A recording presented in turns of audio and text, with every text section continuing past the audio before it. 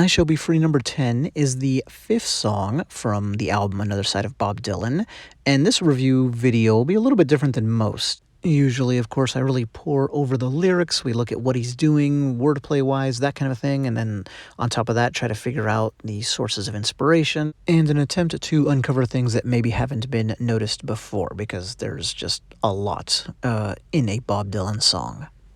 All in an attempt to really appreciate the song and unlock what's going on. But in this case, it's going to be a much lighter, breezier exercise because this is as much of a lark as Bob Dylan ever recorded. On the album, it comes right after Chimes of Freedom, basically the major song from this album and the most serious, so people have wondered if Dylan thought something extremely light was needed as kind of a palate cleanser. And it serves that function well, and that might be the only function he ever intended for this thing. He's never played it in concert, and not only is he laughing on the recording, audibly, but I think behind the scenes he's laughing at anybody who tries to take this song seriously. So we're not dealing with serious brooding Dylan, kind of portrayed here. We're dealing with Dylan's, court jester aspect. And this was an important part of his early musical persona. So overshadowed by the voice of a generation, troubadour facet that he not only fulfilled early in his career, but fulfilled better than any other artist in recorded music history. Dylan could be very funny, but more specifically very mischievous with his songs, and it was multiple songs back on the Freewheelin'. One of those songs back on that album was I Shall Be Free, so a little in-joke with this one called I Shall Be Free number 10, because obviously there is no I Shall Be Free numbers 2 through 9. Another thing about the song title is that it probably references Leadbelly's We Shall Be Free. A very fun song, and one that Dylan is clearly modeling parts of both of his Shall Be Free songs off of. And that's two songs on two different albums, with a whole album in between those two albums. So, yeah, We Shall Be Free had some far-reaching consequences for Dylan. The first of those two songs is the one that I think is more a direct model. Or modeling, I should say. The second one, the one we're dealing with today, as mentioned, is just more of a lark. It just, I think, shares that root a little bit. Speaking of the song's composition and how ad hoc it is, it was created on the road along with several songs of this era. According to a well-known Dylanologist, Clinton Halen, these lyrics were started at the Mayfair Hotel in London, May of '64, finished during a week-long stay in a Greek village. After traveling across Europe with some friends, including Nico, I always assume that that's how her name is pronounced, pictured here, and in the last photo, most famous for her association with the Velvet Underground. To Ramona, the next song we're going to review on this album was written at the same time, and actually some of the lyrics for it were originally written into this song, I Shall Be Free number 10. One thing I was surprised by in doing research is how well regarded this song is, at least by many. It really is just such a throwaway tune that I was not expecting that. It's been thought of as comic relief, as a talking blues parody, but I think the phrase that catches the gist of it best is surrealist improv. Some, however, do question, how did this song even make it onto the album? And I can see that. Remember that it took a spot that could have been used with Mr. Tambourine Man, a masterpiece instead. And I think that speaks to a couple different things. One, Dylan is absolutely having fun on this album, and that was a part of the exercise. He wanted to show that side of himself. But also I think his confidence, just knew he had that many great songs in him. And Dylan had this almost supernatural confidence about himself, even from the get-go. I remember how one critic, I don't recall who, said that even in Song to Woody, you could sense Dylan implying how he was on his way to greatness. And Dylan was obviously just so creative, especially at this time in his life, that he knew, I have so many quote-unquote great songs in the hopper, in development, I can afford to just have some fun here with this one. And so let's look at the fun that he did have. The song is partly a rebellion against all the seriousness put upon him, and sought by him, to be fair. But, the opening stanza, I'm just average, common too, I'm just like him, the same as you, I'm not going to read the rest. I'll do very little, I think, lyrics reciting in this video. But these first lines are about, hey, I'm nothing special, don't look to me for anything, any particular insight, which is ironic because he did not believe that. But after protesting too much, you might say, he gets into the second stanza, which I think is the most famous one in the song. I was shadowboxing earlier in the day. I figured I was ready for Cassius Clay. Then the whole stanza has fun with Muhammad Ali, Cassius Clay's teasing rhymes that he would use. A lot of numbers thrown in there. This is just a lot of fun. I remember I was either Paul McCartney or George Harrison, I can't remember which, talking about how they were taken aback by this when they first heard the record. Such a bizarre and funny thing to interject in the song, has nothing to do with the first stanza whatsoever.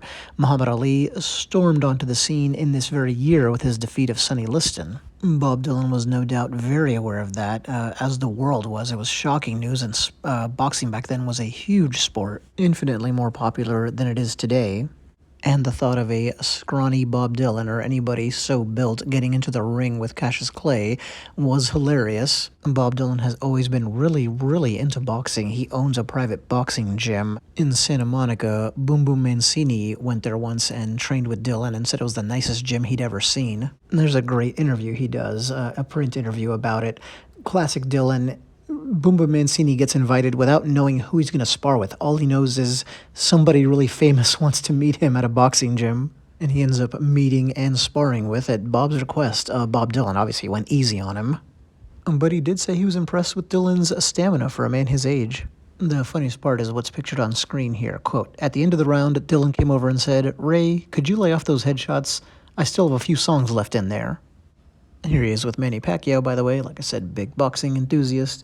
But anyway, third stanza just has nothing to do with either of the first two, of course. And it's a Cold War reference. So these three stanzas, the one we just did, the one we're about to talk about, and the next one, all have topical matters in them. Which is interesting because this whole album is partly about getting away from all of that, right? Getting away from being the times they are a-changin' Dylan. Well, I don't know, but I've been told the streets in heaven are lined with gold. I ask you how things could get much worse if the Russians happen to get up there first. Wowee, pretty scary. And that's funny on multiple layers. The space race was a huge deal in the 60s, of course. The USSR was overtly atheist, and America was more or less a Christian nation. So what if they get up there and find heaven before we do? So that's humorous in and of itself, but it also is a play on the Red Scare paranoia, which Dylan adroitly picked up on very early in his career. Well, we're still early in his career, but anyway, like with Talkin' John Birch, Paranoid Blues. Speaking of conservative paranoia, meet Barry Goldwater. This is the conservative politician who lost very badly to LBJ in 1964. He was a former and then future senator, obviously a presidential hopeful, and despite his spectacular faceplant in an attempt to become president, he did have a really long-lasting, and still being felt, influence on American politics. He was kind of the father of what's in vogue right now at the Republican Party, which is not the Ronald Reagan model, although ironically Barry Goldwater helped launch Ronald Reagan's political career, but more the Donald Trump demagoguery and, what would you call it, racist adjacent politics. Just this week, while I'm making this video, the news is carrying the story of Donald Trump's dinner with a Holocaust denier and, virulent anti-Semite. Martin Luther King, who comes up a lot in these videos, doesn't he, said it really well. Quote, "While not himself a racist, Mr. Goldwater articulates a philosophy which gives aid and comfort to the racists." End quote. But why are we talking about him? Because of the next part in the song. "Now I'm liberal, but to a degree, I want everybody to be free, but if you think that I'll let Barry Goldwater move in next door and marry my daughter, you must think I'm crazy. I wouldn't let him do it for all the farms in Cuba." Absolutely hilarious, and there's a lot going on there. I also think this part is really misunderstood. What you'll mostly find people talking about is how Dylan is separating himself from the left, which he was obviously a part of at this point politically. He's kind of morphed over time, and it's hard to say exactly where he is. But at this point, when he got to New York and he's hanging out with everyone in the village, yeah, he was just, kind of off-the-shelf liberalism of the day. But anyway, what people say is that he's still pointing a finger at them and criticizing them, mocking their intolerance for conservatives. Which would be a clever thing to do, like, oh, you're so tolerant, but look, you're being intolerant, but I just don't think that's what Dylan is doing here, and it really amazes me that people missed the, I think, more probable and more obvious point of these lyrics. What I think, anyway, it's pretty clear he's doing is a fun inversion. He's making fun of the stereotypical racist father who's afraid of undesirables moving into his neighborhood. And as the article and picture I'm showing imply, this was a big deal in the 1950s, which were, a super formative decade for Dylan. And this fear was especially about blacks moving into white suburban neighborhoods, and obviously that issue didn't just go away in the 60s.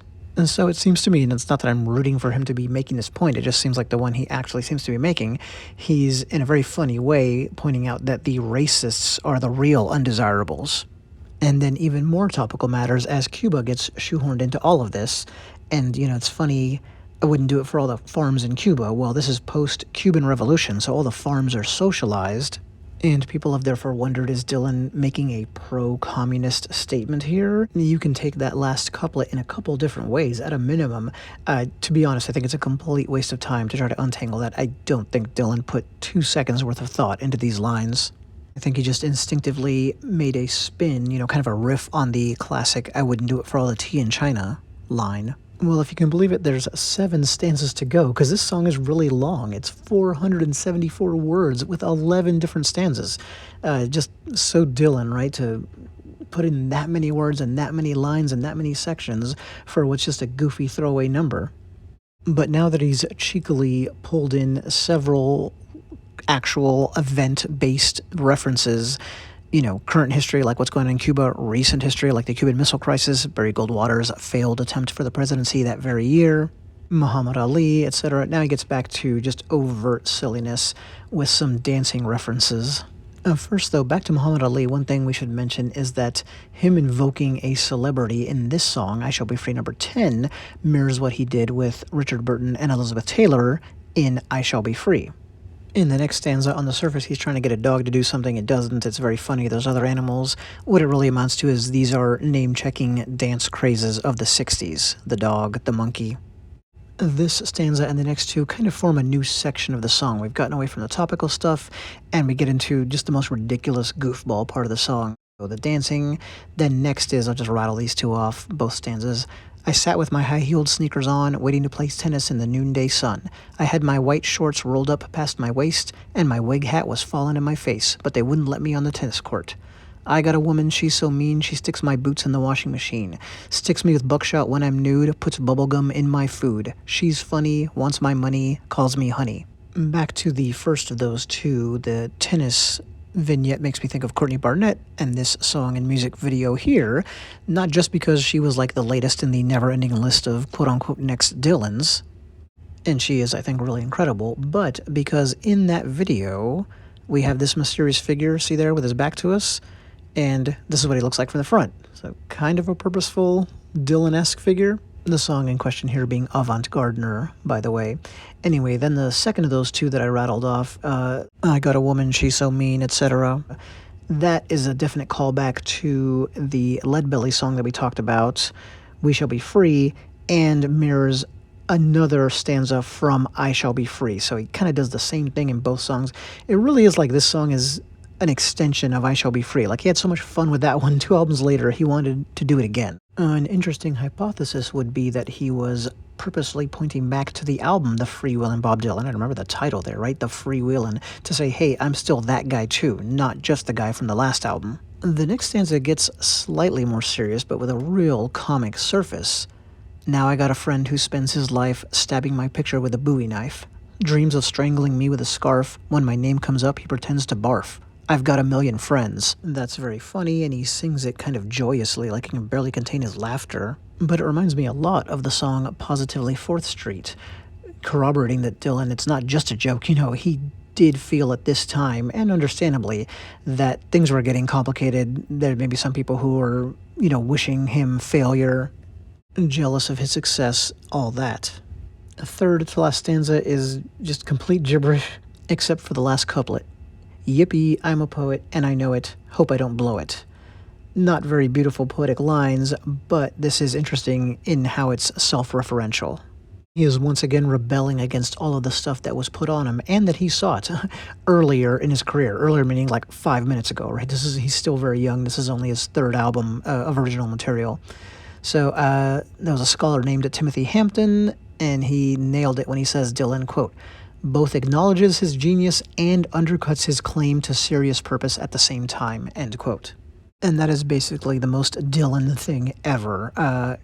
You can't deny that Dylan wants to have his cake and eat it too as an artist. His entire career could be seen as a series of back and forths where he builds up a mythology and then tears it down. The penultimate stanza goes back to the amusing but completely meaningless trope from earlier.